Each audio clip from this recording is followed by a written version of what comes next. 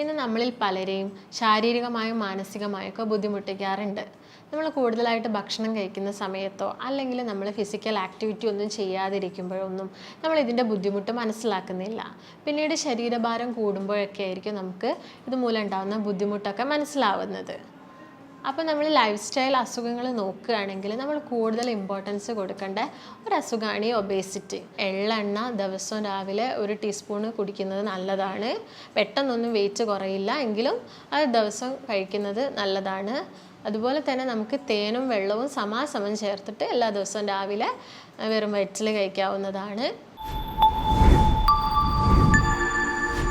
നമസ്കാരം, ഞാൻ doctor Bhagya, Q1 health കെയറിലെ ആയുർവേദിക് ഫിസിഷ്യൻ. ഒബേസിറ്റി അഥവാ അമിതഭാരം ഇന്ന് നമ്മളിൽ പലരെയും ശാരീരികമായും മാനസികമായൊക്കെ ബുദ്ധിമുട്ടിക്കാറുണ്ട്. നമ്മൾ കൂടുതലായിട്ട് ഭക്ഷണം കഴിക്കുന്ന സമയത്തോ അല്ലെങ്കിൽ നമ്മൾ ഫിസിക്കൽ ആക്ടിവിറ്റി ഒന്നും ചെയ്യാതിരിക്കുമ്പോഴൊന്നും നമ്മൾ ഇതിൻ്റെ ബുദ്ധിമുട്ട് മനസ്സിലാക്കുന്നില്ല. പിന്നീട് ശരീരഭാരം കൂടുമ്പോഴൊക്കെ ആയിരിക്കും നമുക്ക് ഇതുമൂലം ഉണ്ടാകുന്ന ബുദ്ധിമുട്ടൊക്കെ മനസ്സിലാവുന്നത്. അപ്പോൾ നമ്മൾ ലൈഫ് സ്റ്റൈൽ അസുഖങ്ങൾ നോക്കുകയാണെങ്കിൽ നമ്മൾ കൂടുതൽ ഇമ്പോർട്ടൻസ് കൊടുക്കേണ്ട ഒരു അസുഖമാണ് ഈ ഒബേസിറ്റി. കാരണം അത് പിന്നീട് പല അസുഖങ്ങളിലേക്ക് നയിക്കുന്നു. എന്തൊക്കെ കാരണങ്ങൾ കൊണ്ടാണ് ഒബേസിറ്റി അല്ലെങ്കിൽ അമിതഭാരം ഉണ്ടാവുന്നതെന്ന് നോക്കാം. ആദ്യത്തെ കാരണം എന്ന് പറയുന്നത് പാരമ്പര്യം, ഹെറിഡിറ്ററി. ചില ആളുകളിൽ പാരമ്പര്യമായിട്ട് നമ്മൾ തടി കാണാറുണ്ട്. അതുപോലെ തന്നെ വേറൊരു കാരണമാണ് ഫുഡ് ഹാബിറ്റ്സ്. അതായത് നമ്മൾ കൂടുതലായിട്ടും ഈ ജങ്ക് ഫുഡും ഫാസ്റ്റ് ഫുഡും അതുപോലെ ബേക്കറി ഐറ്റംസൊക്കെ കൂടുതലായിട്ട് കഴിക്കുന്ന സമയത്ത് ചില ആളുകൾ പെട്ടെന്ന് തന്നെ ഒരു തടി വയ്ക്കുന്നത് കാണാറുണ്ട്. അതുപോലെ ചില അസുഖങ്ങളുള്ള ആളുകളിൽ, അതായത് PCOD, പ്രത്യേകിച്ച് സ്ത്രീകളിൽ നോക്കുകയാണെങ്കിൽ PCOD, അതുപോലെ തന്നെ തൈറോയിഡിൻ്റെ എന്തെങ്കിലും കംപ്ലയിൻസ് ഒക്കെ ഉള്ള ആളുകളിൽ നമ്മളിങ്ങനെ പെട്ടെന്നുള്ളൊരു തടി വയ്ക്കുന്നത് ശ്രദ്ധിക്കാറുണ്ട്.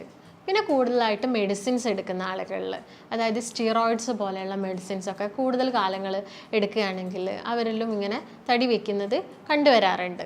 പിന്നുള്ളൊരു കാരണം എന്ന് പറയുന്നതാണ് നമ്മൾ പ്രഗ്നൻ്റ് ആയിരിക്കുന്ന സമയത്ത് ചില സ്ത്രീകൾ തടി വയ്ക്കുന്നത്.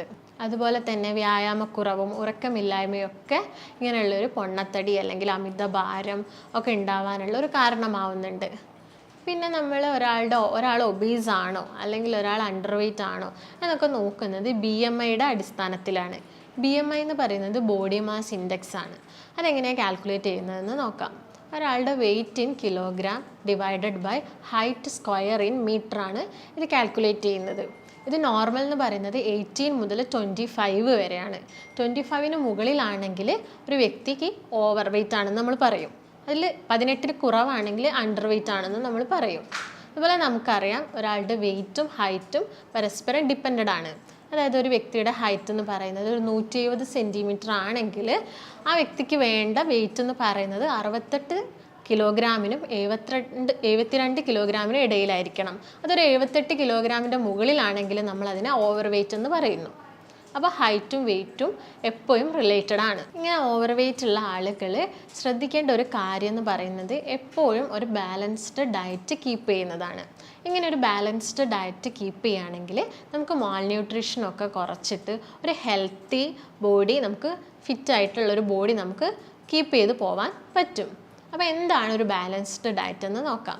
നമുക്കറിയാം കോംപ്ലക്സ് കാർബോഹൈഡ്രേറ്റ് അടങ്ങിയിട്ടുള്ള ഭക്ഷണങ്ങൾ കൂടുതലായിട്ട് ഉൾപ്പെടുത്തുക, എന്നിട്ട് സിമ്പിൾ കാർബോഹൈഡ്രേറ്റ് ഭക്ഷണങ്ങൾ ഒഴിവാക്കുക. കോംപ്ലക്സ് കാർബോഹൈഡ്രേറ്റ് എന്ന് പറയുന്നത് ഫ്രൂട്ട്സ്, വെജിറ്റബിൾസ്, ഗ്രെയിൻസ് ഒക്കെയാണ്.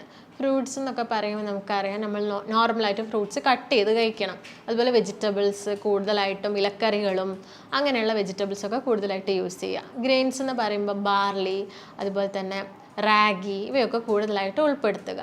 സിമ്പിൾ കാർബോഹൈഡ്രേറ്റ് ഫുഡ് എന്ന് പറയുന്നത് നമ്മുടെ റിഫൈൻഡ് കാർബോഹൈഡ്രേറ്റ് ഭക്ഷണങ്ങളായ ബേക്കറി ഐറ്റംസ്, അതുപോലെ മൈദ കൊണ്ടുണ്ടാക്കുന്ന ഭക്ഷണങ്ങൾ, അതുപോലെ ആഡഡ് ഷുഗേഴ്സ് ഇൻക്ലൂഡ് ആയിട്ടുള്ള soft drinks, cake, pastries, deserts, ഇവയൊക്കെ പൂർണ്ണമായിട്ടും ഒഴിവാക്കുക.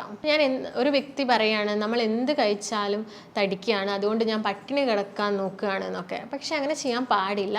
കാരണം പട്ടിണി കിടക്കുന്ന സമയത്ത് നമുക്ക് വേറെ പല അസുഖങ്ങളും നമ്മുടെ ശരീരത്തിലുണ്ടാവും. അപ്പം നമ്മൾ എപ്പോഴും ഒരു ബാലൻസ്ഡ് ഡയറ്റ് കീപ്പ് ചെയ്യുക. അപ്പോൾ ബാലൻസ്ഡ് ഡയറ്റ് കീപ്പ് ചെയ്യുന്ന ആൾ എന്നും ഈ ഫ്രൂട്ട്സും വെജിറ്റബിൾസും ഒക്കെ കഴിക്കണമെന്ന് ചോദിക്കും. വേണ്ട.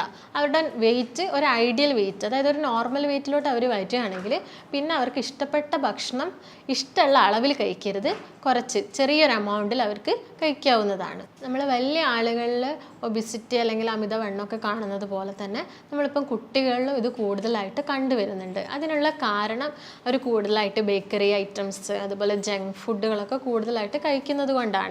അതുപോലെ അവരിൽ ഉറക്കമില്ലായ്മ, കോൺസെൻട്രേഷൻ കുറയുക, മടി പിടിച്ചിരിക്കുക, അതുപോലെ പഠനത്തിലൊക്കെ പിന്നോക്കാവസ്ഥ, ബ്രീത്തിങ് ഡിഫിക്കൽട്ടി ഉണ്ടാവുക, രോഗപ്രതിരോധ ശേഷി കുറവായിട്ട് കാണുക, ഇതൊക്കെ നമ്മൾ കാണാറുണ്ട്. പിന്നെ എന്തൊക്കെയാണ് ഇതിൻ്റെ റിസ്ക് ഫാക്ടേഴ്സ് അല്ലെങ്കിൽ എന്തൊക്കെയാണ് കോംപ്ലിക്കേഷൻസ് എന്ന് നോക്കാം. നമ്മൾ അധികവും നമുക്ക് ഈ ഒബിസിറ്റി അല്ലെങ്കിൽ അമിതവണ്ണം എന്നൊക്കെ പറയുന്നത് ശരിക്കും ഒരു കോസ്മെറ്റിക് ഇഷ്യൂ ആയിട്ടാണ് നമ്മളിൽ പലരും അതിനെ കാണുന്നത്. എന്നാൽ നമ്മളത് ശ്രദ്ധിച്ചിട്ടില്ലെങ്കിൽ പിന്നീട് അത് ചില അസുഖങ്ങളിലേക്കൊക്കെ മാറാറുണ്ട്. അതായത് നമുക്കറിയാം കൂടുതൽ നമ്മൾ തടിയുള്ള ആളുകളിൽ ഹൈപ്പർ ടെൻഷൻ കാണാറുണ്ട്, അതുപോലെ തന്നെ ബ്ലഡ് ഷുഗർ കൂടുതലായിട്ട് കാണാറുണ്ട്, അതുപോലെ തന്നെ കിഡ്നിയുടെ ഫങ്ഷന് എന്തെങ്കിലും ഡാമേജ് ഒക്കെ സംഭവിക്കും, സ്റ്റോൺ കാണാറുണ്ട് അങ്ങനെയുള്ള ആളുകളിൽ.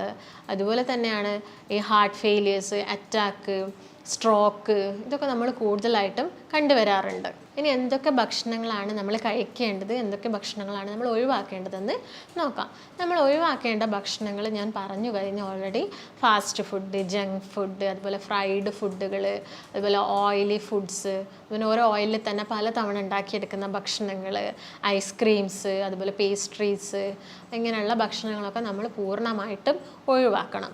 കാരണം ഇതൊക്കെ പെട്ടെന്ന് നമ്മുടെ വെയിറ്റ് കൂടാൻ കാരണമാവുന്നു. അതുകൊണ്ട് ഇതൊക്കെ നമ്മൾ പൂർണ്ണമായിട്ട് ഒഴിവാക്കാൻ ശ്രദ്ധിക്കുക. അതോടൊപ്പം തന്നെ നമ്മൾ ശ്രദ്ധിക്കേണ്ട ഒരു കാര്യമാണ് വ്യായാമം ചെയ്യുന്നത്. വ്യായാമം ചെയ്യുന്നതെന്ന് പറയുമ്പോൾ ഒരു അമിത ഭാരമുള്ളൊരു വ്യക്തി പെട്ടെന്നൊരു ദിവസം അങ്ങ് ഒരു മണിക്കൂറോ 1.5 മണിക്കൂറോ ഒന്നും വ്യായാമം ചെയ്യാൻ നിൽക്കരുത്. പതുക്കെ സമയം കൂട്ടി വേണം വ്യായാമം ചെയ്യാൻ. അതായത് ആദ്യം ചെയ്യുന്ന ദിവസം ഒരു 20 മിനിറ്റ് ചെയ്യുക, പിന്നീട് അടുത്ത ദിവസം ഒരു അരമണിക്കൂറാക്കുക. അങ്ങനെ സമയം കൂട്ടി വേണം വ്യായാമം ചെയ്യുന്നത്. അതുപോലെ വേറെ എന്തെങ്കിലും അസുഖമുള്ള ആളുകളാണെങ്കിൽ ഒരു ഡോക്ടറിനെ കാണിച്ചതിന് ശേഷം, അതായത് ഈ റുമറ്റോയിഡ് കണ്ടീഷൻ, ആർത്രൈറ്റിക് കണ്ടീഷനൊക്കെ ഉള്ള ആളുകളാണെങ്കിൽ ഒരു ഡോക്ടറെ കണ്ടിട്ട് നിർദ്ദേശം എടുത്തതിന് ശേഷം മാത്രം. അതുപോലെ ഒരു വ്യായാമം ചെയ്യാൻ തുടങ്ങുന്ന ഒരു വ്യക്തി എപ്പോഴും ഒരു ECG ഒക്കെ എടുത്തിട്ട് കാര്യങ്ങളൊക്കെ ഓക്കെ ആണെങ്കിൽ മാത്രം സ്റ്റാർട്ട് ചെയ്യുന്നതായിരിക്കും നല്ലതെന്ന് പറയുന്നത്. പിന്നെ നമ്മൾ ശ്രദ്ധിക്കേണ്ടത് ഏതൊക്കെ ഭക്ഷണങ്ങൾ നമ്മൾ ഇൻക്ലൂഡ് ചെയ്യണം എന്നുള്ളതാണ്. കൂടുതലായിട്ടും ഫ്രൂട്ട്സും വെജിറ്റബിൾസും ഒക്കെയാണ് നമ്മൾ ഇൻക്ലൂഡ് ചെയ്യേണ്ടത്. അതോടൊപ്പം തന്നെ ഗ്രെയിൻസ് എന്ന് പറയുമ്പം വീറ്റ്, അതുപോലെ തന്നെ ബാർലി, റാഗി, ഇവയൊക്കെ കൂടുതലായിട്ടും കഴിക്കാൻ ശ്രദ്ധിക്കുക. വെള്ളം കുടിക്കുന്നത് നല്ലതാണ്, പക്ഷേ ഭക്ഷണം കഴിച്ച പാടെ വെള്ളം കുടിക്കുന്നത് നല്ലൊരു ശീലമല്ല.